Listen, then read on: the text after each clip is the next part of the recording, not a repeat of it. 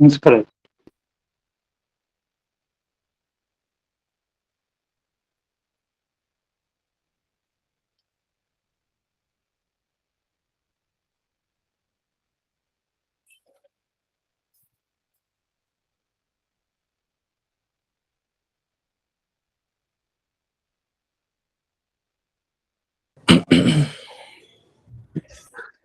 हरे श्रीनिवास नमस्कार गुरुಗಳೇ सुमतिभिरनुमेजं शुभ्रकाजं सखाजं सुखमजमनपाजं मुक्त्युपाजं विमाजं बृहजमहममेजं ध्येयमाम्नाजगेजं सदजमसदजेजं श्रीसहाजं भजेजं तपस्वाध्यायशुश्रूषा कृष्णपूजारतं मुनिं विश्वेशमिष्टदं वन्दे परिम्राट् चक्रवर्तिनं श्रीगुरुभ्यो नमः हरिः ओम्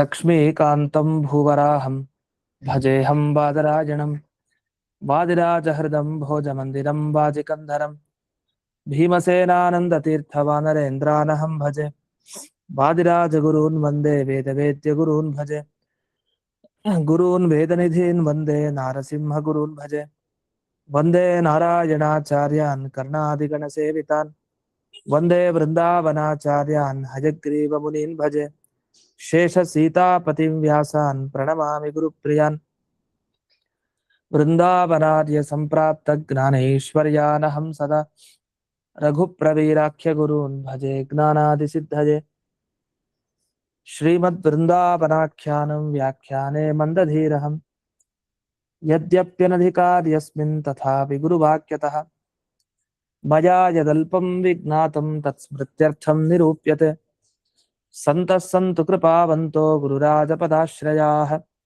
भगवान् अव्यवहितभाविकल्पसमीरो लातव्याचार्यः सुरवर्यैः सम्प्रार्थितः श्रीनारायणेन आज्ञप्तः सन् भूमौ अवतीर्य वादिराजनामायति कुलतिलको भूत्वा दुर्वादिनो विचित्य युक्तिमल्लिकादीन् ग्रन्थान् विरचय्य सज्जनानां सम्यग्दानमुत्पाद्य अत्यक्तदेहः सन् वृन्दावनस्थो भूत्वा भक्तानाम् इष्टानिष्टप्राप्तिपरिहारसाधन अत्यर्थप्रसादजनक अपरोक्षज्ञानजनक परोक्षनिश्चयोत्पादक उपनिषदादिप्रतिपाद्य ऋजुभावं स्वस्य ख्यापयितुं वृन्दावनाख्यानं कुर्वन् कस्यचित् तदानीम् अकुशलदेशीयब्राह्मणस्वप्ने विश्वासयोग्यानां विश्वासम् उत्पादयितुम् उपदिदेश विलीनप्रकृतितया अन्तरायविधुरोऽपि आचार्यवत् शिष्यान् ग्राहयितुं ग्रन्थादौ मङ्गलमाचरति हयग्रीवेत्यादिना हयग्रीवं चिदानन्दविग्रहं सदनुग्रहं दशग्रीवच्छिदं शापान्मणिग्रीवविमोचनम्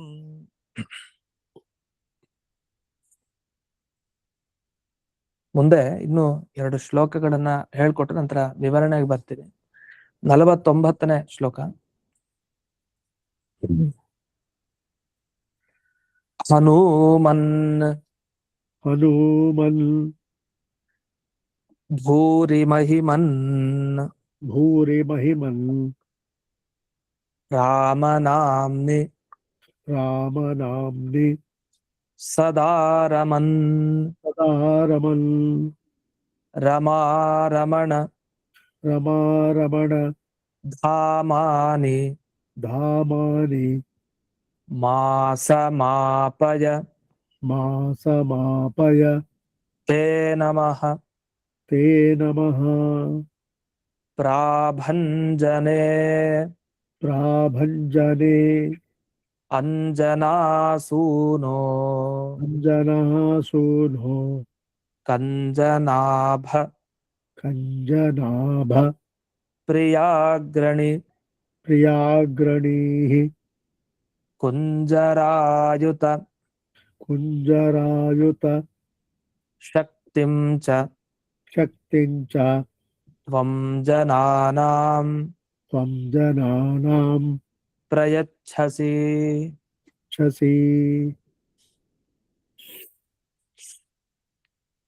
ಈ ಹಿಂದಿನ ಶ್ಲೋಕ ಇದುವರೆಗೆ ಕೃಷ್ಣನ ರಾಮನ ವೇದವ್ಯಾಸರ ಹಯಗ್ರೀವ ದೇವರ ಪ್ರಾರ್ಥನೆಯನ್ನು ಮಾಡ್ತಾ ಬಂದ್ರು. ಈಗ ಅಲ್ಲಿಯೇ ಒಂದು ಕಡಗಲಿ ಶ್ರೀನಿವಾಸಾಚಾರ್ಯ ವ್ಯಾಖ್ಯಾನದಲ್ಲಿ ಒಂದು ವಿಷಯ ಬಿಡಿಸಿದ್ದಾರೆ. ಮಂದಾರ ಭೂಮಿಜ ಧರಂ ಹಯಶೀರ್ಷಮಾದ್ಯಂ ಅಂತ ಇದೆ ಅಲ್ಲಿ. ಮಂದಾರ ಅಂದ್ರೆ ಮಂದಾರ ವೃಕ್ಷ ಅಷ್ಟೇ ಅಲ್ಲ, ಮಂದಾರದ ಜೊತೆಗೆ ಕಲ್ಪವೃಕ್ಷ, ಪಾರಿಜಾತ ವೃಕ್ಷ, ಇದೆಲ್ಲ ಏನಿದೆ ಅದೆಲ್ಲವನ್ನು ತಗೊಳ್ಬೇಕು ಅಂತ. ಅದೆಲ್ಲ ವೃಕ್ಷವನ್ನ ಪರಮಾತ್ಮ ತಾನು ಧರಿಸಿದಾನೆ ಅಂತ. ಅದು ಯಾಕೆ ಇದ್ರ ಬಗ್ಗೆ ಹೇಳಿದ್ದು ಅಂತಂದ್ರೆ, ಸತ್ಯಭಾಮಾಯ ಪುಣ್ಯಕಾಖ್ಯ ವ್ರತೋಪಯುಕ್ತತ್ವ. ಇದೆಲ್ಲ ಧರಿಸಿದ ಭಗವಂತ ಯಾಕೆ ಪಾರಿಜಾತ ವೃಕ್ಷವನ್ನ, ಮಂದಾರ ವೃಕ್ಷ, ಈ ತರ ಅನೇಕ ವೃಕ್ಷಗಳನ್ನ ಯಾಕೆ ಧರಿಸಿದಾನೆ ಅಂದ್ರೆ, ಸತ್ಯಭಾಮಾದೇವಿ ಒಂದು ವ್ರತವನ್ನ ಕೈಗೊಳ್ತಾರೆ. ಪುಣ್ಯಕ ಅಂತ ಆ ವ್ರತದ ಹೆಸರು. ಆ ಪುಣ್ಯಕ ವ್ರತಕ್ಕೆ ಇದೆಲ್ಲ ಬೇಕಾಗತ್ತೆ, ಉಪಯೋಗಿ. ಅದಕ್ಕೆ ಭಗವಂತ ಇಷ್ಟೆಲ್ಲ ಧರಿಸಿದಾನೆ ಅಂತ. ಅಂದ್ರೆ ಕಾರಣ ಏನ್ ಕೊಟ್ಟಿದ್ದಂದ್ರೆ, ಈಗ ದೇವರ ಆಯುಧ ಧರಿಸ್ಕೊಳ್ಳೋದು ಸರಿ. ಯಾಕೆ ಆಯುಧ ಧರಿಸ್ಕೊಳ್ಬೇಕು? ದೈತ್ಯರನ್ನ ಸಂಹಾರ ಮಾಡ್ಬೇಕು, ಅದಕ್ಕೆ ಆಯುಧಗಳನ್ನು ಧರಿಸ್ತಾನೆ, ಸರಿ. ಆದ್ರೆ ಒಂದೊಂದು ಮರಗಳನ್ನ ಯಾಕೆ ಧರಿಸೋದು? ಅವ್ನು ಮರದಿಂದ ಏನು ಉಪಯೋಗ? ಅದರ ಹಣ್ಣು, ಹೂವು ಅದೆಲ್ಲ ಯಾಕೆ ಬೇಕು? ಮಂದಾರ, ಪಾರಿಜಾತ, ಕಲ್ಪ, ಎಷ್ಟೆಷ್ಟು ಅನೇಕ ವೃಕ್ಷ, ಇದನ್ನೆಲ್ಲ ಧರಿಸಿದ್ ಯಾಕೆಂದ್ರೆ ತನ್ನ ಪತ್ನಿಯಾದ ಸತ್ಯಭಾಮಾದೇವಿ ವ್ರತ ಮಾಡ್ಲಿಕ್ಕೆ ಅನುಕೂಲ ಆಗ್ಲಿ ಅಂತ, ಈ ದೃಷ್ಟಿಯಿಂದ ಅಂತ.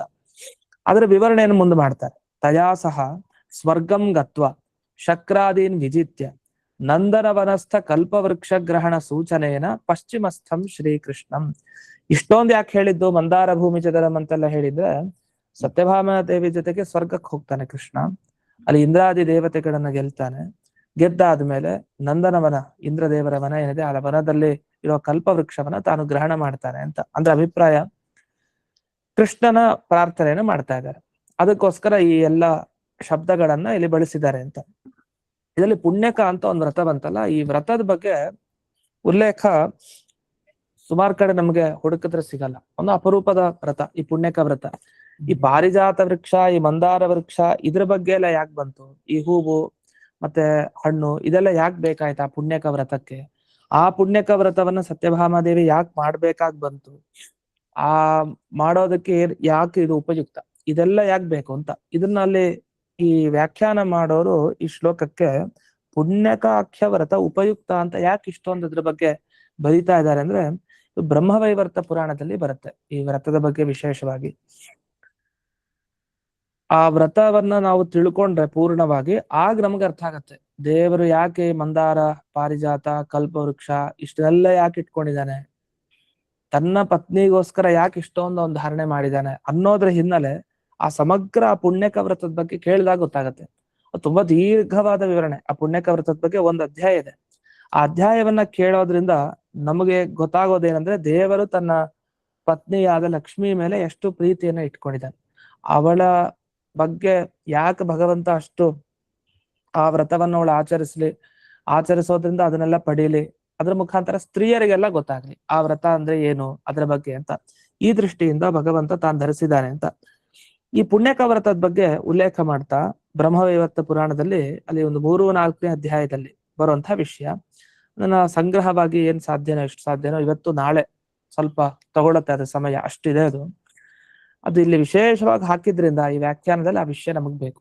ಕಡಗಲಿ ಶ್ರೀನಿವಾಸಾಚಾರ್ಯ ಒಬ್ಬರೇ ಇದನ್ನ ಹಾಕ್ತಾರೆ, ಇನ್ ಮಿಕ್ಕಿದವ್ರು ಯಾರು ಇಲ್ಲಿ ವ್ಯಾಖ್ಯಾನಕಾರ ಅದನ್ನ ಬರೀಲಿಕ್ಕೆ ಹೋಗ್ಲಿಲ್ಲ, ಅದನ್ನ ಮುಕ್ತಾಯ ಮಾಡಿ ಹೊರಟೋಗ್ತಾರೆ. ಅದೇ ಅಷ್ಟೊಂದು ಈ ವ್ರತದ ಬಗ್ಗೆ ಪುಣ್ಯಕ ಅನ್ನೋ ವ್ರತದ ಯಾಕೆ ಒತ್ತು ಕೊಡ್ತಾ ಇದ್ದಾರೆ ಅಂದ್ರೆ, ಅಲ್ಲಿ ಪಾರ್ವತಿ ದೇವಿಗೆ ರುದ್ರದೇವರು ಹೇಳ್ತಾರೆ ಇದು ತುಂಬಾ ಮಂಗಳಪ್ರದ, ಇಡೀ ಮಂಗಳ ಅನ್ನೋದೇ ಈ ವ್ರತದೊಂದರಿಂದ ನಿಂತಿದೆ ಅಂತೆಲ್ಲ ತುಂಬಾ ಉದಾಹರಣೆ ಕೊಡ್ತಾರೆ. ಈಗ ಉದಾಹರಣೆಗೆ ನದಿ ತಗೊಂಡ್ರೆ ಗಂಗೆ ಶ್ರೇಷ್ಠ, ದೇವತೆಗಳಲ್ಲಿ ಹರಿ ಶ್ರೇಷ್ಠ, ಮತ್ತೆ ವೈಷ್ಣವರಲ್ಲಿ ನಾನ್ ಶ್ರೇಷ್ಠ ಅಂತ ಒಂದು ಮಾತು ಹೇಳ್ಕೊಳ್ತಾರೆ. ಈ ತರ ಒಂದೊಂದೇ ಮಾತು ಹೇಳಿ ಬ್ರಾಹ್ಮಣರು ಶ್ರೇಷ್ಠ ಹಾಗೆ ಹೇಗೆ ಎಲ್ಲ ಹೇಳ್ತಾ ಬಂದು ಆ ಅಧ್ಯಾಯದ ಕೊನೆಯ ಭಾಗದಲ್ಲಿ ಇನ್ನೊಂದು ಮಾತನ್ನ ಹೇಳ್ತಾರೆ, ಎಲ್ಲ ವಾನರರಲ್ಲಿ ಹನುಮಂತ ಶ್ರೇಷ್ಠ ಅಂತ ಒಂದು ಮಾತನ್ನ ಹೇಳ್ತಾರೆ ಯಾರು? ರುದ್ರದೇವರು. ಇದೆಲ್ಲ ಹೇಳ್ತಾ ಬಂದು ಅಮೃತಂ ಭಕ್ಷ್ಯ ವಸ್ತೂನಾಂ ಅಂತ ಹೇಳ್ತಾರೆ. ಹಾಗೆ ತಿನ್ನೋ ವಸ್ತುಗಳಲ್ಲಿ ಅಮೃತ ಹೇಗೆ ಶ್ರೇಷ್ಠನೋ ಅದೇ ತರ ವ್ರತ ಅಂತಿದ್ರೆ ಅದು ಯಾವ ಯಾವ ಪುಣ್ಯ ವ್ರತಗಳಿದೆಯೋ ಆ ಎಲ್ಲಾ ವ್ರತಗಳಲ್ಲಿ ವಿಶಿಷ್ಟವಾದ ವ್ರತ ಯಾವುದು ಅಂದ್ರೆ ಈ ಪುಣ್ಯಕ ವ್ರತ ಅಂತ ಹೆಸರಲ್ಲೇ ಪುಣ್ಯಕ ಇಟ್ಕೊಂಡಿದೆ. ಯಾಕೆ ಇಷ್ಟೊಂದು ಅಂದ್ರೆ, ಸರ್ವಸಾರೋ ಯಥಾ ಕೃಷ್ಣೋ ವ್ರತಾನಾಂ ಪುಣ್ಯಕಂ. ಕೃಷ್ಣನೇ ಇದಕ್ಕೆ ಅಷ್ಟೊಂದು ಮಹತ್ವ ಕೊಟ್ಟಿದ್ದಾನೆ. ರಾಮನ್ ಥರ ಈ ವ್ರತ ಶ್ರೇಷ್ಠ, ಧನುರ್ಧಾರಿಗಳಲ್ಲಿ ಸಾಮಾನ್ಯ ಅರ್ಜುನ ಶ್ರೇಷ್ಠ ಅಂತಾರೆ, ರುದ್ರದೇವರು ಅಂತಾರೆ ಅರ್ಜುನ ಶ್ರೇಷ್ಠ ಅಲ್ಲ, ಪಾರ್ಥಯೇವ ಧನುರ್ಧರ ಅಂತಿದೆ, ಅದಲ್ಲ, ಧನ್ವಿನಾಂ ರಾಮಚಂದ್ರ ಅಂತ, ರಾಮಚಂದ್ರ ಶ್ರೇಷ್ಠ ಅಂತೆಲ್ಲ ಹೇಳಿ 3 ಲೋಕದಲ್ಲೂ ಇದು ದುರ್ಲಭ, ಇದರಿಂದ ನಿಂಗೆ ಪುತ್ರ ಲಾಭ ಆಗುತ್ತೆ, ವ್ರತಾದೇವ ಪುತ್ರ ಸರ್ವಶ್ರೇಷ್ಠ, ಅತ್ಯಂತ ಶ್ರೇಷ್ಠನಾದ ಪುತ್ರ ಸಿಗ್ತಾನೆ ಅಂತ ತಾತ್ಪರ್ಯ. ಭಗವಂತನಿಗೆ ಸಮಾನನಾದ ಮಗ ಬರ್ಬೇಕು ಅಂತಂದ್ರೆ, ಭಗವಂತನಿಗೆ ಸಮಾನನಾದ ಮಗ ಅಂದ್ರೆ ದೇವರೇ ಅಂತ ಅರ್ಥ, ದೇವರಿಗೆ ಸಮಾನ ಇನ್ಯಾರಿದ್ದಾರೆ, ದೇವರೇ ಮಗನಾಗಿ ಬರ್ತಾನೆ ಅಂತ. ಇಂಥ ಒಂದು ವಿಶೇಷವಾಗಿ ಈ ಪುಣ್ಯಕ ವ್ರತಾರಾಧನೆ ಮಾಡಿದ್ರೆ ಒಂದು ಪುತ್ರ ಲಾಭ ಇದು ಇದ್ದೇ ಇದೆ ವಿಶೇಷವಾದದ್ದು.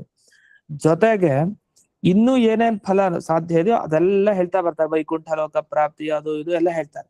ವಸ್ತುತಃ ಸತ್ಯಭಾಮೆಗೆ ವೈಕುಂಠ ಲೋಕ ಪ್ರಾಪ್ತಿ ಯಾಕೆ, ಅವಳು ವೈಕುಂಠದಲ್ಲೇ ಇರೋಳು ಅಂದ್ರೆ ಸ್ತ್ರೀಯರಿಗೆ ವಿಶೇಷವಾಗಿ ಒಂದು ಉಪದೇಶ, ಆ ಉಪದೇಶವನ್ನ ಮಾಡ್ಲಿಕ್ಕೋಸ್ಕರ ನೀನ್ ವ್ರತಾಚರಣೆ ಮಾಡು ಅಂತ ಹೇಳಿ ಇಲ್ಲಿ ಪಾರ್ವತಿ ದೇವಿಗೆ ರುದ್ರದೇವರು ಹೇಳ್ತಾ ಸತ್ಯಭಾಮಾದೇವಿ ಹೀಗೆ ಪುಣ್ಯಕ ವ್ರತವನ್ನ ಮಾಡಿದ್ಲು ಅಂತ ಅಷ್ಟು ವಿಷಯ ಬಂತು. ಅದು ಏನು ಅದ್ರ ಬಗ್ಗೆ ವಿಶೇಷ ವಿಚಾರ ಅನ್ನೋದನ್ನ ಮುಂದಿನ ಅಧ್ಯಾಯದಲ್ಲಿ ತಿಳಿಸ್ತಾರೆ. ಇದರಲ್ಲಿ ಒಂದು ಅಧ್ಯಾಯ ಮುಕ್ತಾಯ ಆಗ್ಬಿಡುತ್ತೆ. ಪಾರ್ವತಿ ದೇವಿಗೆ ಏನ್ ತಿಳಿಸ್ತಾರೆ ರುದ್ರದೇವರಂದ್ರೆ, ಸೀದಾ ಗಂಗಾ ತೀರಕ್ಕೆ ಹೋಗ್ತಾರೆ, ಗಂಗಾ ತೀರಕ್ಕೆ ಹೋಗಿ ಒಂದು ಭಗವಂತನ ಒಂದು ಮಂತ್ರ ಉಪದೇಶ ಕೊಡ್ತಾರೆ ಪಾರ್ವತಿ ದೇವಿಗೆ, ಕೊಟ್ಟು ಆಗ ಉಪದೇಶ ಪ್ರಾರಂಭ ಮಾಡ್ತಾರೆ.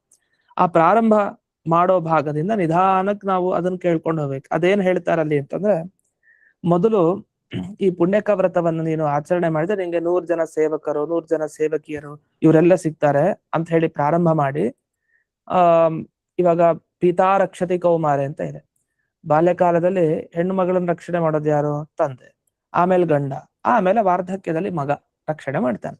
ಆಗ ಮಗನನ್ನ ಪಡಿಬೇಕು, ಸತ್ಕುಲ ಪ್ರಸೂತ ಆಗ್ಬೇಕು, ಅಂಥ ಮಗನನ್ನ ಪಡಿಲಿಕ್ಕೆ ಇಂತಿಂತ ವ್ರತ ಮಾಡು ಅಂತ ಹೇಳಿ ಆ ನಿಯಮವನ್ನ ಪ್ರಾರಂಭ ಮಾಡ್ತಾರೆ. ಆ ನಿಯಮ ಪ್ರಾರಂಭ ಮಾಡ್ಬೇಕಾದ್ರೆ ಅದಕ್ಕೆ ಬೇಕಾದ ಫಲ ಯಾವುದು, ಹಣ್ಣು ಮತ್ತೆ ಹೂವು, ಅದರ ದ್ರವ್ಯ, ಅದೆಲ್ಲ ಏನೇನು ಅಂತ ಒಂದೊಂದೇ ಬಿಡಿಸ್ತಾ ಬರ್ತಾರೆ. ಶುರು ಮಾಡೋ ದಿವಸದ ಬಗ್ಗೆ ಬರ್ತಾರೆ. ಇಲ್ಲಿಂದ ಇದು ಪ್ರಧಾನ ವಿಷಯ ಪ್ರಾರಂಭ. ಮೊದಲು ಅದು ಶುರು ಮಾಡೋದು ಮಾಘ ಮಾಸದ ಶುಕ್ಲ ಪಕ್ಷದ ತ್ರಯೋದಶಿ ಅಂತ ಈ ಪುಣ್ಯಕ ವ್ರತದ ಆಚರಣೆ. ಆ ತ್ರಯೋದಶಿ ದಿವಸ ವ್ರತ ಆರಂಭ ಮಾಡ್ತಾರೆ ಸ್ತ್ರೀಯರು. ಆರಂಭ ಮಾಡ್ತಾ ತಲೆ ಕೂದಲನ್ನೆಲ್ಲ ಈ ತೈಲಾದಿಗಳಿಂದ ಸಂಸ್ಕಾರ ಮಾಡ್ಕೊಳ್ತಾರೆ, ಅಂದ್ರೆ ಎಣ್ಣೆ ಇತ್ಯಾದಿಗಳಿಂದ ಅಭ್ಯಂಜನ ಮಾಡ್ಕೊಳ್ತಾರೆ ಅಂತ ಅರ್ಥ. ಹಿಂದಿನ ದಿವಸ ಉಪವಾಸ ಇರ್ತಾರೆ, ಮಾರನೇ ದಿವಸ ಶುಭ್ರ ವಸ್ತ್ರ ಉಟ್ಕೊಂಡು ಮುಖ ತೊಳ್ಕೊಂಡು ನಿರ್ಮಲವಾಗಿ ಅವರು ಸ್ನಾನವನ್ನ ಮಾಡ್ತಾರೆ. ಮಾಡಿ ಭಗವಂತನಿಗೆ ಅರ್ಘ್ಯ ಪ್ರದಾನ ಮಾಡ್ಬೇಕು. ಅರ್ಘ್ಯ ಪ್ರದಾನ ಮಾಡೋದಾದ್ಮೇಲೆ 2 ಶುಭ್ರ ವಸ್ತ್ರ ಇಟ್ಕೊಂಡು ಒಂದು ಪೀಠದಲ್ಲಿ ಕೂತ್ಕೊಂಡು ತಿಲಕ ಹಚ್ಚಿಕೊಂಡು, ಅಂದ್ರೆ ಏನ್ ಕುಂಕುಮಾದಿಗಳನ್ನ ಧಾರಣೆ ಮಾಡಿ ತಮ್ಮ ಗುರುಮಂತ್ರ ಆನ್ಹಿಕ ಇತ್ಯಾದಿಗಳನ್ನ ಮಾಡಿ ಮುಗಿಸ್ತಾರಂತೆ. ನಂತರ ಒಂದು ಕಲಶ ಇಟ್ಟು ಪುರೋಹಿತರನ್ನ ಆಹ್ವಾನ ಮಾಡಿ ಅಲ್ಲಿ ಪ್ರಾರಂಭ ಆಗತ್ತೆ, ಆ ಕಲಶ ಪೂಜೆ ಪ್ರಾರಂಭ ಆಗತ್ತೆ. ಆಗ ಆಸನ ಪಾದ್ಯ ಅದೆಲ್ಲ ಕೃಷ್ಣನಿಗೆ ಅರ್ಪಣೆ, ಇದು ಕೃಷ್ಣನಿಗೆ ಅರ್ಪಣೆ ಮಾಡೋದು. ಆಮೇಲೆ ಯಜ್ಞೋಪವೀತ ಇದೆಲ್ಲ ಅರ್ಪಣೆ ಆಗ್ತಾ ಬರುತ್ತೆ. ಆವಾಗ ಒಂದೊಂದೇ ಹೇಳ್ತಾರೆ. ಏನ್ ಹೇಳ್ತಾರೆ ಅಂದ್ರೆ, ದೇವರಿಗೆ ಇಲ್ಲಿ ಪಾರಿಜಾತ ವೃಕ್ಷದ ಬಗ್ಗೆ ಉಲ್ಲೇಖ ಬಂತು ಈ ಪುಣ್ಯಕ ವ್ರತಾಂಗವಾಗಿ. ಏನ್ ಹೇಳ್ತಾರೆ ಅಂದ್ರೆ, ಯಾರಿಗೆ ಅಂದ್ರೆ ಯಾವ ಸ್ತ್ರೀಗೆ ತನಗೆ ಒಳ್ಳೆ ಸೌಂದರ್ಯ ಬೇಕು, ಒಳ್ಳೆ ರೂಪ ಬೇಕು ಅಂತ ಇದೆಯೋ ಅಂಥವಳು ಪ್ರತಿನಿತ್ಯ ವಿಷ್ಣುವಿಗೆ 108 ಪಾರಿಜಾತ ಪುಷ್ಪವನ್ನ ಭಕ್ತಿಯಿಂದ ಅರ್ಪಣೆ ಮಾಡ್ಬೇಕು ಅಂತ. ಹಾಗಾದ್ರೆ ತನ್ನ ಪತ್ನಿಯಾದ ಸತ್ಯಭಾಮಾದೇವಿಗೆ ಆ ಸೌಂದರ್ಯ ಹಾಗೆ ರಕ್ಷಣೆಯಾಗಿ ಇನ್ನೂ ಹೆಚ್ಚೆಚ್ಚಾಗ್ತಾ ಇರ್ಲಿ ಅನ್ನೋ ದೃಷ್ಟಿಯಲ್ಲಿ ಭಗವಂತ ತಾನು ಈ ಪುಣ್ಯಕ ವ್ರತ ಅನುಕೂಲ ಆಗ್ಲಿ ಅಂತ ತಾನು ಪಾರಿಜಾತ ವೃಕ್ಷವನ್ನ ತಾನು ಆ ಇಂದ್ರದೇವರ ಜೊತೆಗೆ ಅಲ್ಲಿ ಯುದ್ಧ ಮಾಡಿ ಎಲ್ಲ ತಗೊಂಬಂದಲ್ಲ. ಆ ತಗೊಂಬಂದಿದ್ದ ಉದ್ದೇಶ ಏನು ಅಂತಂದ್ರೆ, ಪ್ರತಿನಿತ್ಯ ವಿಷ್ಣುವಿಗೆ 108 ಪಾರಿಜಾತ ಪುಷ್ಪವನ್ನ ಅರ್ಪಣೆ ಮಾಡಿದ್ರೆ ಒಳ್ಳೆಯ ರೂಪ ಸಿಗತ್ತೆ ಸ್ತ್ರೀಗೆ ಅಂತ. ಇದು ಒಂದು. ಇದಾದ್ಮೇಲೆ ಒಂದು ತುಂಬಾ ಲಿಸ್ಟ್ ಇದೆ. ಇದೆಲ್ಲ ಕೇಳಿದಾಗ ನಮ್ಗೆ ಅನ್ಸುತ್ತೆ ಪುಣ್ಯಕ ವ್ರತ ಅಂದ್ರೆ ಯಾಕೆ ಇಷ್ಟೊಂದು ಇದಕ್ಕೆ ಮಹತ್ವ ಬಂತು ಅಂತ. ಒಂದು ಸೌಂದರ್ಯ ಆಯ್ತು, ಒಂದು ರೂಪ, ಒಳ್ಳೆ ರೂಪ ಬರ್ಲಿಕ್ಕೆ. ಇನ್ನೊಂದು ಶರೀರತಃ ವರ್ಣ ಸೌಂದರ್ಯ ಬರ್ಲಿಕ್ಕೆ, ಬಿಳಿ ವರ್ಣ ಇತ್ಯಾದಿ ಸೌಂದರ್ಯ ಬರ್ಲಿಕ್ಕೆ ಆ ಭಗವಂತನಿಗೆ ಬಿಳಿ ಸಂಪಿಗೆ ಹೂವನ್ನ ಲಕ್ಷ ಸಂಖ್ಯೆಯಲ್ಲಿ ಅರ್ಚನೆ ಮಾಡ್ಬೇಕಂತೆ. ಹಾಗಾದ್ರೆ ಭಗವಂತ ಅದಕ್ಕೋಸ್ಕರ ಆಮರವನ್ನು ತಾನು ಧರಿಸಿದಾನೆ. ಇದನ್ನೆಲ್ಲ ಇಲ್ಲಿ ವಾದಿರಾಜರು ಏನ್ ಮಾಡಿದ್ರು, ಮಂದಾರ ಭೂಮಿಜ ಧರಂ ಅಂತ ಇಷ್ಟ ಹೇಳಿದ್ರು. ಮಂದಾರ ಅನ್ನೋ ಭೂಮಿಯಲ್ಲಿ ಹುಟ್ಟಿರೋ ವೃಕ್ಷ ಒಂದೇ ಅಲ್ಲ ಮಂದಾರ. ಒಂದು ಮಂದಾರ ಇಟ್ಕೊಂಡ್ರೆ ಉಪಯೋಗ ಏನು? ಅದಕ್ಕೆ ಪುಣ್ಯಕ ವ್ರತ ಮಾಡ್ಲಿಕ್ಕೆ ಎಷ್ಟೆಷ್ಟು ಮರ ಬೇಕು, ಎಷ್ಟೆಷ್ಟು ಹೂವುಗಳು ಬೇಕು, ಹಣ್ಣುಗಳು ಬೇಕು ಅನ್ನೋದನ್ನ ಈ ಒಂದು ಶಬ್ದದಿಂದ ಸೂಚನೆ ಮಾಡಿದ್ದಾರೆ. ಅದನ್ನ ಇಲ್ಲಿ ಇವರು ಕಣಗಲಿ ಶ್ರೀನಿವಾಸಾಚಾರ್ಯರು ಮಂದಾರ ಉಪಲಕ್ಷಿತ ಕಲ್ಪ ಆಖ್ಯಂ, ಕಲ್ಪ ವೃಕ್ಷ ಜೊತೆಗೆ ಇನ್ನೇನೇನು ಇದೆಯೋ ಎಲ್ಲಾ ವೃಕ್ಷ ತಗೊಳ್ಳಿ ಅಂತ ಅದನ್ನ ತೋರಿಸ್ಲಿಕ್ಕೆ ಪುಣ್ಯಕ ಅನ್ನೋ ಒಂದು ವ್ರತಕ್ ಬೇಕಾಗಿತ್ತು ಸತ್ಯಭಾಮೆಗೆ, ಅದಕ್ಕೋಸ್ಕರ ದೇವರು ಇಷ್ಟೆಲ್ಲ ಧರಿಸಿದ್ದಾನೆ ಅಂತ. ಇದೊಂದು ಒಳ್ಳೆ ವಿಷಯ. ಇದು ಸಾಮಾನ್ಯವಾಗಿ ವ್ಯಾಖ್ಯಾನಕಾರರಲ್ಲಿ ಇಂಥ ಒಂದು ವಿಷಯ ತಿಳಿಸಲಿಲ್ಲ. ಸಾಮಾನ್ಯವಾಗಿ ಏನ್ ತಿಳಿಸಿದ್ರು, ಮಂದಾರ ವೃಕ್ಷ, ಕಲ್ಪ ವೃಕ್ಷ ಎಲ್ಲ ದೇವರ ಅಧೀನ, ಅದೆಲ್ಲ ದೇವತೆಗಳು ಪೂಜೆ ಮಾಡ್ತಾರೆ ಅಂತ ಒಂದು ಕಲ್ಪನೆ ಇರತ್ತಷ್ಟೇ. ಆದ್ರೆ ಈ ಪುರಾಣವನ್ನ ಓದ್ತಾ ಓದ್ತಾ ಅಧ್ಯಯನ ಮಾಡ್ತಾ ಇದ್ರೆ ಎಷ್ಟು ಪುಷ್ಪಗಳು ಬೇಕು ದೇವರ ಅರ್ಚನೆಗೆ, ಅದರಿಂದ ಸ್ತ್ರೀಯರು ಏನೇನ್ ಫಲ ಪಡಿತಾರೆ, ಸತ್ಯಭಾಮೆಗೆ ಅದ್ರ ಮುಖಾಂತರ ನಿರ್ದೇಶನ ಮಾಡಿದ್ದನ್ನು ಗಮನಿಸ್ಬೋದು. ಇನ್ನೊಂದು, ಈ 1000 ದಳ ಇರ್ಬೇಕಂತೆ, ಅದು ಕಮಲದ ಪುಷ್ಪ ಆಗಿರ್ಬೇಕು, 1000 ದಳ ಕಮಲ ಪುಷ್ಪ. ಅದನ್ನ 1,00,000 ಭಗವಂತನಿಗೆ ಅರ್ಪಣೆ ಮಾಡಿದ್ರೆ ಮುಖ ಸೌಂದರ್ಯ ಹೆಚ್ಚಾಗುತ್ತೆ ಅಂತ ಇದೊಂದು. ಇದು ಮುಂದಕ್ಕೆ ಬಂದ್ರೆ ಭಗವಂತನಿಗೆ ಈ 1000 ಕನ್ನಡಿಗಳನ್ನ ಅರ್ಪಣೆ ಮಾಡ್ಬೇಕಂತೆ ಸ್ತ್ರೀಯರು. ಅದು ಏನು, ಅಮೂಲ್ಯ ರತ್ನ ಇರ್ಬೇಕು, ಬರೀ ಕನ್ನಡಿ ಅಲ್ಲ, ರತ್ನ ಖಚಿತವಾದ 1000 ಕನ್ನಡಿ. ಇದು ಅರ್ಪಣೆ ಮಾಡೋದ್ರಿಂದ ಏನು, ಒಳ್ಳೆಯ ಕಣ್ಣು ಚೆನ್ನಾಗಿರುತ್ತೆ ಅಂತ ಆ ದೃಷ್ಟಿಯಿಂದ. ಇನ್ನು ಕಣ್ಣಿನ ಸೌಂದರ್ಯ ಅಭಿವೃದ್ಧಿ ಆಗ್ಬೇಕಾ, 1,00,000 ಕನ್ನೈದಿಲೆಗಳನ್ನ ಕೃಷ್ಣನಿಗೆ ಅರ್ಪಣೆ ಮಾಡ್ಬೇಕು ಅಂತ. ಇಲ್ಲಿ ಗಮನಿಸ್ಬೇಕಾಗಿದ್ ನಾವೇನಂದ್ರೆ, ಈ ತರ ಎಲ್ಲ ಹೇಳ್ತಾ ಹೋಗ್ತಾರಲ್ಲ, ಹಾಗಾದ್ರೆ ದೇವ್ರಿನ್ ಎಷ್ಟು ವೃಕ್ಷ ಇಟ್ಕೊಂಡಿದ್ದ ಅಂತ. ತನ್ನ ಪತ್ನಿಯಾದ ಸತ್ಯಭಾಮೆಗೋಸ್ಕರ ಕೇವಲ ಪಾರಿಜಾತ ಅಲ್ಲ, ಕೇವಲ ಮಂದಾರ ಅಲ್ಲ, ಕಲ್ಪವೃಕ್ಷ ಅಷ್ಟೇ ಅಲ್ಲ, ಎಷ್ಟೆಷ್ಟೆಷ್ಟೋ ಹೊತ್ಕೊಂಡಿದ್ದ ಅನ್ನೋದು ನೀವು ಒಂದೊಂದೊಂದೊಂದು ಹೂವಿನ ಬಗ್ಗೆ ಮತ್ತು ವಸ್ತುಗಳ ಬಗ್ಗೆ ಇಟ್ಕೊಂಡಾಗ, ಬರೀ ವೃಕ್ಷವನ್ನು ಅಷ್ಟೇ ಅಲ್ಲ, ಹೊರತು ಈ ಎಲ್ಲ ಕನ್ನಡಿಯಿಂದ ಹಿಡಿದು ಎಲ್ಲ ಭಗವಂತ ಧರಿಸಿರೋದು ಯಾಕೆ, ಆ ಪತ್ನಿಗೆ ಅನುಗ್ರಹ ಮಾಡ್ಲಿಕ್ಕೆ ಅನ್ನೋ ದೃಷ್ಟಿಯಲ್ಲಿ. ಇನ್ನು ಮುಂದೆ ಇನ್ನೊಂದು ಹೇಳ್ತಾರೆ, ತಲೆ ಕೂದಲು ತುಂಬಾ ಚೆನ್ನಾಗಿರ್ಬೇಕು ಅಂತಂದ್ರೆ ಏನ್ ಮಾಡ್ಬೇಕು, 1,00,000 ಶ್ವೇತ ಚಾಮರಗಳನ್ನ ಭಗವಂತನಿಗೆ ಅರ್ಪಣೆ ಮಾಡ್ಬೇಕಂತೆ. ಇನ್ನು ಮೂಗು ಚೆನ್ನಾಗಿರ್ಬೇಕು, ಸುಂದರವಾದ ಮೂಗು ಅಂದ್ರೆ ಅದಕ್ಕೆ ರತ್ನ ಖಚಿತವಾದ 1000 ಭರಣಿಗಳನ್ನ ಅರ್ಪಣೆ ಮಾಡ್ಬೇಕು ಅಂತ ಕೃಷ್ಣನಿಗೆ. ಇದು ಕೃಷ್ಣನಿಗೆ ಅರ್ಪಣೆ ಇಲ್ಲ. ಇನ್ನು ಮುಂದಕ್ಕೆ ಬರ್ತಾರೆ, ಇನ್ನು ನಂತರ ಓಷ್ಠ, ತುಟಿಗಳು ಮೃದುವಾಗಿ ಸುಂದರವಾಗಿರ್ಬೇಕು ಅಂದ್ರೆ 1,00,000 ಗುಲಾಬಿ ಹೂವುಗಳನ್ನ ಸಮರ್ಪಣೆ ಮಾಡ್ಬೇಕು ಅಂತ ಒಂದು. ಇನ್ನು ಮುಂದಕ್ಕೆ ಬಂದ್ರೆ 1,00,000 ಮುತ್ತಿನ ಮಣಿಗಳನ್ನ ಅರ್ಪಣೆ ಮಾಡ್ಬೇಕಂತೆ, ಹಲ್ಲುಗಳಲ್ಲಿ ಸೌಂದರ್ಯ ಬರುತ್ತಂತೆ. ಇನ್ನು 1,00,000 ರತ್ನ ಕನ್ನಡಿಗಳನ್ನ ಅರ್ಪಣೆ ಮಾಡಿದ್ರೆ ಕಪೋಲ ಅಂದ್ರೆ ಕೆನ್ನೆಗಳಲ್ಲಿ ಸೌಂದರ್ಯ ಅಂತ. ಇನ್ನು ತುಟಿಯ ಕೆಳಭಾಗದ ಸೌಂದರ್ಯ ಬರಬೇಕು ಅಂದ್ರೆ ಅದಕ್ಕೆ 1,00,000 ರತ್ನ ಭರಣಿಗಳನ್ನ ಅರ್ಪಣೆ ಮಾಡ್ಬೇಕು ದೇವರಿಗೆ. ಇನ್ನು ಕರ್ಣಕುಂಡಲ, ಅದನ್ನ 1,00,000 ಅರ್ಪಣೆ ಮಾಡಿದ್ರೆ ಸುಂದರವಾದ ಕಿವಿ ಬರುತ್ತಂತೆ ಸ್ತ್ರೀಯರಿಗೆ ಅಂತ. ಇನ್ನು 1,00,000 ಕಲಶ, ಅದನ್ನ ದೇವರಿಗೆ ಕೃಷ್ಣನಿಗೆ ಅರ್ಪಣೆ ಮಾಡ್ಬೇಕು, ಅದರಲ್ಲಿ ಜೇನುತುಪ್ಪ ತುಂಬಿಸಿರ್ಬೇಕಂತೆ. ಅದನ್ನ ತುಂಬಿಸಿ ಅರ್ಪಣೆ ಮಾಡಿದ್ರೆ ಅದಕ್ಕೆ ಕಂಠದ ಧ್ವನಿ ಇಂಪಾಗಿ ಬರುತ್ತಂತೆ ಸ್ತ್ರೀಯರಿಗೆ. ಇನ್ನು ಮಾತು ಚೆನ್ನಾಗಿ ಬರ್ಬೇಕು ಅಂದ್ರೆ 1000 ಕುಂಭಗಳಲ್ಲಿ, ಅದು ರತ್ನ ನಿರ್ಮಿತ ಕುಂಭ ಅಂತೆ, ಅಂಥ ಕುಂಭಗಳಲ್ಲಿ ಅಮೃತವನ್ನ ತುಂಬಿಸಿದ್ರೆ ಆಗ ಮಾತು ಚೆನ್ನಾಗಿ ಬರುತ್ತಂತೆ, ಇದು ಕೃಷ್ಣನಿಗೆ ಅರ್ಪಣೆ ಆಗ್ಬೇಕು. ಇನ್ನು 1,00,000 ರತ್ನ ದೀಪಗಳು, ಅದನ್ನ ಅರ್ಪಣೆ ಮಾಡ್ಬೇಕಂತೆ, ಮಾಡಿದ್ರೆ ದೃಷ್ಟಿ ಸೌಂದರ್ಯ, ಕಣ್ಣಿನ ಒಂದು ವಿಶಿಷ್ಟವಾದ ದೃಷ್ಟಿ ಸೌಂದರ್ಯವನ್ನ ಪಡೀತಾರೆ.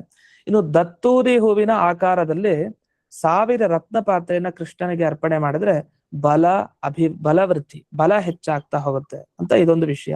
ಇನ್ನು ಮುಂದಕ್ಕೆ ಹೋದ್ರೆ 1000 ಕಮಲದ ನಾಳಗಳನ್ನ ಅರ್ಪಣೆ ಮಾಡಿದ್ರೆ ಆ ಭಗವಂತನಿಗೆ ಇವರ ಬಾಹುಗಳಲ್ಲಿ ಶಕ್ತಿ ಅನ್ನೋದು ಬರುತ್ತಂತೆ ಸ್ತ್ರೀಯರಿಗೆ.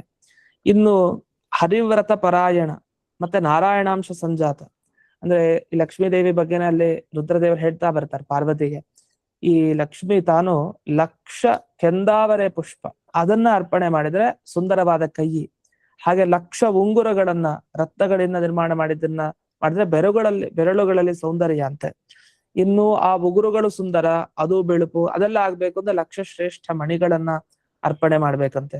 1,00,000 ಹಾರಗಳನ್ನ ರತ್ನ ಖಚಿತ ಹಾರ ಸಮರ್ಪಣೆ ಮಾಡಿದ್ರೆ ವಕ್ಷಸ್ಥಳ ರಮ್ಯ ಅಂತಾರೆ. ಇದು 1,00,000 ಬಿಲ್ವ ಫಲ ಬಂತು ಅಂದ್ರೆ ಮರಗಳು, ಕರ್ಣಕುಂಡಲಗಳು, ಆಭರಣಗಳು, ಇದನ್ನೆಲ್ಲ ಭಗವಂತ ಧರಿಸಿದ್ದಾನೆ. ಈ ಒಂದು ಶಬ್ದದಿಂದ ಅಷ್ಟನ್ನೆಲ್ಲ ತಗೊಳ್ಬೇಕು ಅಂತ, ಅದ್ರ ಬಗ್ಗೆ ನಮಗ್ ದೃಷ್ಟಿ ಇರ್ಬೇಕು. ಯಾಕಂದ್ರೆ ಇದು ಕೊನೆಯ ತನಕ ಕೇಳ್ತಾ ಹೋದ್ರೆ ಅಧ್ಯಾಯದಲ್ಲಿ ಯಾಕೆ ಇಷ್ಟೊಂದು ನಾವು ಕೇಳಿ ಏನ್ ಮಾಡ್ಬೇಕು ಅಂದ್ರೆ, ಮಂದಾರ ಭೂಮಿ ಚದರಂ ಅನ್ನೋ ಶಬ್ದದ ತಾತ್ಪರ್ಯ ಇಷ್ಟೊಂದಿದೆ ಅಂತ ಒಂದು ಶಬ್ದ ಹಾಕಿ ವ್ಯಾಖ್ಯಾನಕಾರರು ತಿಳಿಸಿದ್ದಾರೆ. ನಮ್ಗದ್ ಮೇಲ್ನೋಟಕ್ಕೆ ಸುಲಭ ಅನಿಸ್ಬಿಡುತ್ತೆ, ಏನ್ ಪುಣ್ಯಕಾಂತ ಏನೊಂದ್ ವ್ರತ ಇತ್ತು ಮುಗೀತು ಅಂತ. ಆದ್ರೆ ಏನದು, ಯಾಕೆ ಈ ಶಬ್ದದ ಹಿನ್ನೆಲೆ ಏನು ಅಂತ ಇನ್ನೊಂದೆರಡು ಈ ಅಧ್ಯಾಯದ ಸಮಗ್ರ ವಿಚಾರ ಇನ್ನೊಂದು 5-6 ಪೇಜ್ ಇದೆ, ಅದ್ರ ಬಗ್ಗೆ ತಿಳ್ಕೊಂಡ್ರೆ ಪೂರ್ಣ ಮುಕ್ತಾಯ ಆಗುತ್ತೆ. 1,00,000 ಬಿಲ್ವ ಫಲ ಅದನ್ನ ದೇವರಿಗೆ ಅರ್ಪಣೆ ಮಾಡಿದ್ರೆ ಸ್ತನ ಸೌಂದರ್ಯ ಅಂತ ಹೇಳ್ತಾರೆ ಸ್ತ್ರೀಯರಿಗೆ ಅದು. ಇನ್ನು ಶರೀರ ಸುಂದರವಾಗಿರ್ಬೇಕು ಅಂದ್ರೆ, ವರ್ತುಲಾಕಾರದಲ್ಲಿ ಗುಂಡಾಗಿರ್ಬೇಕು ಅಂದ್ರೆ ಅದಕ್ಕೆ ರತ್ನ 1,00,000 ಪತ್ರೆಗಳನ್ನ ಸಮರ್ಪಣೆ ಮಾಡ್ಬೇಕು ಅಂತ ಹೇಳ್ತಾರೆ. ಇನ್ನು ನಾಭಿ ಸುಂದರವಾಗಬೇಕು ಅಂದ್ರೆ ನಾಭಿಯ ಆಕಾರದಲ್ಲೇ 1000 ರತ್ನಗಳನ್ನ ಸಮರ್ಪಣೆ ಮಾಡ್ಬೇಕು. ಇನ್ನು 1000 ರಥ ಚಕ್ರಗಳನ್ನ ಅರ್ಪಣೆ ಮಾಡಿದರೆ, ರಥ ಚಕ್ರ ಎಲ್ಲ ಅರ್ಪಣೆ ಮಾಡಿದ್ರೆ ದೇವರಿಗೆ ನಿತಂಬಗಳ ಸೌಂದರ್ಯ. ಇನ್ನು 1,00,000 ಚಿನ್ನದ ಬಾಳೆಕಂಬ ಅಂತ ಅದನ್ನ ಅರ್ಪಣೆ ಮಾಡಿದ್ರೆ ತೊಡೆಗಳ ಸೌಂದರ್ಯ. ಹೀಗೆ ಸಹಸ್ರದಳ ಇರುವಂತಹ 1,00,000 ಕಮಲ ಅರ್ಪಣೆ ಮಾಡಿದ್ರೆ ಪಾದಗಳ ಸೌಂದರ್ಯ ಅಂತ ಪಾದದ ತನಕ ಬಂದು. ಇದಾದ್ಮೇಲೆ 1000 ಪಕ್ಷಿಗಳಂತೆ, ದಾಸರಿ ಹಕ್ಕಿ ಅಂತ ಕರೀತಾರಂತೆ, ಆ ಪಕ್ಷಿಗಳನ್ನ ಚಿನ್ನದಿಂದ ರಚಿತವಾದ ಪಕ್ಷಿ, ನಿಜವಾದ ಪಕ್ಷಿ ಅಲ್ಲ, ಅದನ್ನ ಅರ್ಪಣೆ ಮಾಡಿದ್ರೆ ನಡೆಯೋ ಸೌಂದರ್ಯ ಅಂತೆ. ಸ್ತ್ರೀಯರು ನಡೀತಾರಲ್ಲ, ನಡಿಗೆಯಲ್ಲಿ ಒಂದು ಸೌಂದರ್ಯ ಬರುತ್ತೆ ಅಂತ ಅದೊಂದು. ಇನ್ನು 1000 ರಾಜಹಂಸ, 1000 ಮದಗಜ, ಇವುಗಳನ್ನೆಲ್ಲ ಅರ್ಪಣೆ ಮಾಡೋದು. ಅದು ಬದುಕಿರೋದಲ್ಲ, ಅದೆಲ್ಲ ಚಿನ್ನದ್ದು. ಅರ್ಪಣೆ ಮಾಡಿದ್ರೆ ನಡಿಗೆ ರಮ್ಯ ಅಂತ ಮತ್ತೆ ಅದರ ಬಗ್ಗೆ ಹೇಳಿ. 1,00,000 ಸುವರ್ಣ ಛತ್ರ ಅರ್ಪಣೆ ಮಾಡಿದ್ರೆ ಒಳ್ಳೆ ತಲೆಯನ್ನ ಪಡಿಬಹುದಂತೆ. ಒಳ್ಳೆ ನಗು ಮುಖ ಪಡಿಬೇಕು ಅಂದ್ರೆ 1,00,000 ಜಾಜಿ ಪುಷ್ಪವನ್ನ ಭಗವಂತನಿಗೆ ಅರ್ಪಣೆ ಮಾಡ್ಬೇಕು ಅಂತ ಇಷ್ಟನ್ನ ಹೇಳಿ. ಇನ್ನು ಒಳ್ಳೆ ನಡತೆ ಮತ್ತೆ ಮಾಡೋ ವ್ರತ ಪೂರ್ಣವಾಗಿ ಆಗಬೇಕು ಅಂದ್ರೆ ಅಮೂಲ್ಯವಾದ 1,00,000 ರತ್ನಗಳನ್ನ ಕೃಷ್ಣನಿಗೆ ಅರ್ಪಣೆ ಮಾಡಿ. ಹಾಗೆ ನಿರ್ಮಲವಾದ ಮನಸ್ಸು ಬರಬೇಕು, ಶುದ್ಧ ಸ್ಫಟಿಕದಂತೆ ನಿರ್ಮಲವಾಗಿರ್ಬೇಕು ಅಂತಂದ್ರೆ 1,00,000 ಮಣಿಗಳನ್ನ ದೇವರಿಗೆ ಅರ್ಪಣೆ. ಇನ್ನು ಪತಿಯ ಪ್ರೇಮಾಧಿಕ್ಯ, ಗಂಡನ ಪ್ರೀತಿಯ ಆಧಿಕ್ಯ ಬೇಕು ಅಂತಂದ್ರೆ 1000 ಶ್ರೇಷ್ಠ ಮಣಿಗಳನ್ನ ಕೃಷ್ಣನಿಗೆ ಅರ್ಪಿಸ್ಬೇಕಂತೆ. ಇದೆಲ್ಲ ಕೇಳಿ ನಮಗ್ ಸಾಧ್ಯನೇ ಇಲ್ಲ, ನಮ್ಗೆ ಅರ್ಥ ಆಗತ್ತೆ. ಆದ್ರೆ ಪುರಾಣದಲ್ಲಿ ಕೇಳಿ ಕೃಷ್ಣ ತಾನು ಸತ್ಯಭಾಮೆ ಮೇಲೆ ಇಟ್ಟ ಪ್ರೀತಿ ಏನು ಅನ್ನೋದನ್ನ ಗಮನಿಸ್ಬೋದು. ಅಷ್ಟು ಪಾಪ ಧರಿಸಿದನವನು ಅಂತ. ಇನ್ನು ಇದಾದ್ಮೇಲೆ 1,000,000 ಜನ್ಮಗಳವರೆಗೆ ಪತಿ ಚೆನ್ನಾಗಿರ್ಲಿ ಅಂತ ಬಯಸೋರು 1,00,000 ಮಾಣಿಕ್ಯವನ್ನ ದೇವರಿಗೆ ಸಮರ್ಪಣೆ ಮಾಡ್ಬೇಕಂತೆ. ಇದಾದ್ಮೇಲೆ ಈ ಒಂದು ವಿಷಯ ಬರುತ್ತೆ. ಈಗ ಸಂತಾನ ಪಡಿಬೇಕು, ಸಂತಾನ ಇಚ್ಛೆ ಪಡಿಬೇಕು ಅಂದ್ರೆ ಯಾಕಂದ್ರೆ ಈ ಬೂದುಗುಂಬಳ ಇದೆಯಲ್ಲ ಅದನ್ನ ಕೊಡ್ತಾ ಇರ್ತಾರೆ. ಅದಕ್ಕೆ ಇದೇ ಪ್ರಮಾಣ ಇಲ್ಲಿ ಬ್ರಹ್ಮವೈವರ್ತ ಪುರಾಣದಲ್ಲಿ ಬರುತ್ತೆ. ಬೂದುಗುಂಬಳ ಮತ್ತೆ ತೆಂಗಿನಕಾಯಿ ಮತ್ತೆ ನಿಂಬೆ ಫಲ, ಬಿಲ್ವ ಫಲ, ಇಷ್ಟು ಫಲವನ್ನ ಕಾಣಿಕೆಯಾಗಿ ಕೃಷ್ಣನಿಗೆ ಅರ್ಪಣೆ ಮಾಡ್ಬೇಕು ಅಂತ. ಇನ್ನಷ್ಟೇ ಅಲ್ಲ, ಪತಿಗೆ ತನ್ನ ಕುಟುಂಬಕ್ಕೆ ಧನ ಧಾನ್ಯ ಸಂಪತ್ ಸಮೃದ್ಧಿ ಅನೇಕ ಜನ್ಮದ್ವರೆಗೆ ಬರಬೇಕು ಅಂದ್ರೆ 1,00,000 ರತ್ನಗಳ ಅರ್ಪಣೆ ಆಗ್ಬೇಕು ಅಂತ ಹೇಳಿ. ಇನ್ನು ಮುಂದೆ ವ್ರತ ಕಾಲದಲ್ಲಿ ಅನೇಕ ವಾದ್ಯ, ಕಂಚಿನ ತಾಳ ಇದೆಲ್ಲ ಅರ್ಪಣೆ ಮಾಡೋದಿದೆ. ಅದೆಲ್ಲ ಸಂಪತ್ತಿಗೆ ಕಾರಣ. ಮತ್ತೆ ಪಾಯಸ, ತಂಬಿಟ್ಟು, ತುಪ್ಪ, ಸಕ್ಕರೆ ಅಂತಾನೂ ಇಲ್ಲಿ ಉಲ್ಲೇಖ ಮಾಡ್ತಾರೆ. ಇದೆಲ್ಲ ಪತಿಯ ಸುಖ ಭೋಗಕ್ಕೆ ಕಾರಣ. 1,00,000 ಸುಗಂಧ ಮಾಲೆಗಳನ್ನ ದೇವರಿಗೆ ಅರ್ಪಣೆ ಮಾಡಿದ್ರೆ ಭಕ್ತಿ ಅಭಿವೃದ್ಧಿ. ಈ ರೀತಿ ಹೇಳ್ತಾ ತುಳಸಿ ದಳ ಮತ್ತೆ ನಾನಾ ವಿಧ ಪುಷ್ಪ ಇದನ್ನೆಲ್ಲ ಅರ್ಪಣೆ ಮಾಡಿದ್ರೆ ಏನ್ ಕೊನೆಗೆ ಭಗವಂತನ ಪ್ರೀತಿಗೆ ಪಾತ್ರ ಆಗಬಹುದು ಅಂತ ಇಷ್ಟು ಪೂರ್ಣ ಇದನ್ನ ವಿವರಣೆ ಮಾಡಿ ಕೊನೆಗೆ ಅದರ ಫಲವನ್ನ ಹೇಳ್ತಾ ಹೋಗ್ತಾರೆ. ಜನ್ಮ ಜನ್ಮಾಂತರದಲ್ಲಿ ತನಗೆ ಸಮೃದ್ಧಿ ಬೇಕು ಅಂದ್ರೆ 1000 ಬ್ರಾಹ್ಮಣರಿಗೆ ಮಿಷ್ಟಾನ್ನ ಭೋಜನ ಅಂತ ಹೇಳಿ ಕೊನೆಗೆ ರುದ್ರದೇವರು ಇದನ್ನ ಉಪಸಂಹಾರ ಮಾಡ್ತಾ ಬರ್ತಾರೆ. ಈ ವ್ರತವನ್ನ 1 ದಿವಸ ಅಲ್ಲ, 2 ದಿವಸ ಅಲ್ಲ, 1 ವರ್ಷ ಮಾಡೋ ವ್ರತ ಅಂತ ಇದು ಪುಣ್ಯಕ ವ್ರತ. 1 ವರ್ಷ ಸತ್ಯಭಾಮಾದೇವಿ ಮಾಡ್ಬೇಕು ಅಂದ್ರೆ ಇನ್ನು ಕೃಷ್ಣ ಇನ್ನೆಷ್ಟು ಹೊತ್ಕೊಬೇಕು ಈ ವೃಕ್ಷಗಳನ್ನ ಮತ್ತೆ ಎಲ್ಲ ವಸ್ತುಗಳನ್ನ, ಅದನ್ನೆಲ್ಲ ಮಂದಾರ ಭೂಮಿ ಜಧರ ಅಂತ ಪರಮಾತ್ಮನನ್ನ ಇಷ್ಟೆಲ್ಲ ಮನಸ್ಸಿನಲ್ಲಿ ಇಟ್ಕೊಂಡು ಒಂದು ಶಬ್ದವನ್ನ ಹಾಕಿದ್ದಾರೆ ಅಂತ ಇಲ್ಲಿ ಕಣಗಲಿ ಶ್ರೀನಿವಾಸಾಚಾರ್ಯ ವಿವರಿಸ್ತಾ ಇರೋದು. ಅಷ್ಟೇ ಅಲ್ಲದೆ ಆ ವ್ರತ ಮಾಡೋಳು 6 ತಿಂಗಳ ಹವಿಷ್ಯಾನ್ನ ಅಂತೆ, 5 ತಿಂಗಳು ಹಣ್ಣು ಹಂಪಲು, 15 ದಿವಸ ಕೇವಲ ಹೋಮ ಮಾಡಿದ್ಮೇಲೆ ಹವಿಸ್ ಉಳಿಯತ್ತಲ್ಲ ಅದನ್ನ ಮಾತ್ರ, ಇನ್ನು ಕೇವಲ 15 ದಿವಸ ಕೇವಲ ನೀರನ್ನ, ಮತ್ತೆ ಹಗಲು ಹೊತ್ತು 106 ರತ್ನ ದೀಪ, ತೇಜೋಮಯ ದೀಪ, ತಟ್ಟೆಗಳು ಅದೆಲ್ಲ ದಾನ ಮಾಡಿ ರಾತ್ರಿ ದರ್ಭಾಸನ ಹಾಕೊಂಡು ಜಾಗರಣೆ ಮಾಡ್ಬೇಕು ಅಂತ ಹೇಳ್ತಾರೆ. ಇಷ್ಟೆಲ್ಲ ಮಾಡಿ ಕೆಲವುದನ್ನೆಲ್ಲ ಮಾಡಬಾರ್ದು ಅಂತ ಹೇಳ್ತಾರೆ. ಪತಿಯ ದರ್ಶನ, ಪತಿಯ ಜೊತೆ ಮಾತಾಡೋ ಹಾಗಿಲ್ಲ, ಸಂಕಲ್ಪ ಪ್ರಯತ್ನ ಯಾವುದು ಏನೂ ಇಲ್ಲ. ಇಷ್ಟು ಮಾಡಿದ್ರೆ ಕೊನೆಗೆ ಬ್ರಾಹ್ಮಣ ಭೋಜನದಿಂದ ತೃಪ್ತಿ ಅಂತ 360 ಜನ ಬ್ರಾಹ್ಮಣರಿಗೆ ಮಿಷ್ಟಾನ್ನ ಭೋಜನದಿಂದ ತೃಪ್ತಿ, 360 ರತ್ನ ಕಂಬಳಿ, ವಸ್ತ್ರ, ಉಪವೀತ, ಉಪಹಾರ ಇದೆಲ್ಲ ದಾನ ಅಂತೆ, 360 ತಿಲಹೋಮ ಮಾಡೋದು ಅಂತ ಇಷ್ಟಕ್ಕೆಲ್ಲ ವಿವರಣೆ ಮಾಡಿ ಈ ವ್ರತ ಸಮಾಪ್ತಿಯಾದ ಮೇಲೆ ದೇವಿ ಏನ್ ಪಡಿಬೇಕೋ ಅದೆಲ್ಲವನ್ನ ಈ ಒಂದು ವ್ರತದಿಂದ ಪಡಿಬಹುದು. ಅದಕ್ಕೋಸ್ಕರನೇ ಈ ಪುಣ್ಯಕ ವ್ರತ ಹೇಗೆ ಅಂದ್ರೆ 1 ಅಧ್ಯಾಯದಲ್ಲಿ ತಿಳಿಸ್ತಾರೆ, ಇದಕ್ಕೆ ಸಮಾನವಾದ ವ್ರತ ಯಾವುದೂ ಇಲ್ಲ ಅಂತ ಹೇಳ್ತಾರೆ. ನಾವು ಅಧಿಕ ಮಾಸದಲ್ಲಿ ಬಹಳ ದೊಡ್ಡ ವ್ರತ ಅನ್ಕೊಳ್ತೀವಿ, ಏನೇ ಮಾಡಿದ್ರು ಒಂದು ದೊಡ್ಡ ದೊಡ್ಡ ವ್ರತ ಅಂತ.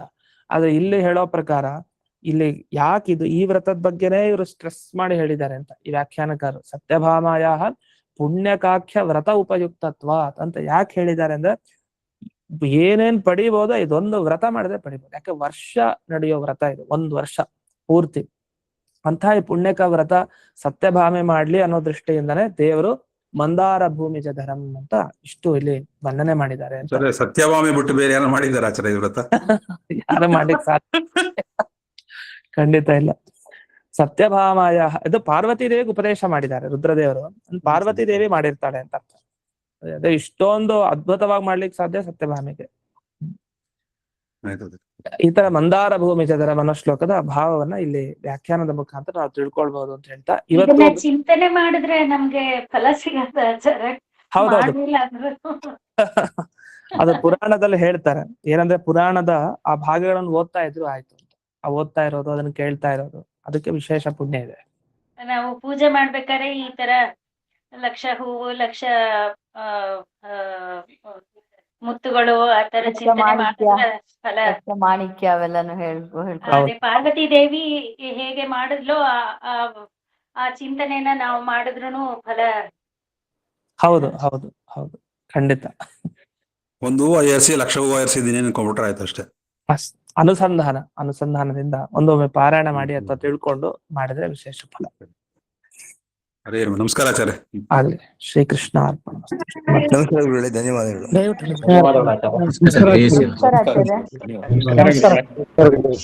ನಮಸ್ಕಾರ ಗುರುಗಳೇ. ತುಂಬಾ ಅದ್ಭುತವಾಗಿದೆ ಗುರುಗಳೇ. ನಮಸ್ಕಾರ ಪರಿಷ್ಕಾರಗಳನ್ನ ಬೇರೆ ಬೇರೆ ಹೊಸ ಆಚಾರ್ಯರು ತಿಳಿಸ್ತಾ ಇರೋ ಅಂತ ಗುರುಗಳು ನಮ್ಗೆ ಸಿಕ್ಕಿದಾರಲ್ಲ, ಎಲ್ಲ ನಾವು ಎಷ್ಟು ಪುಣ್ಯವಂತರು ಅಂತ.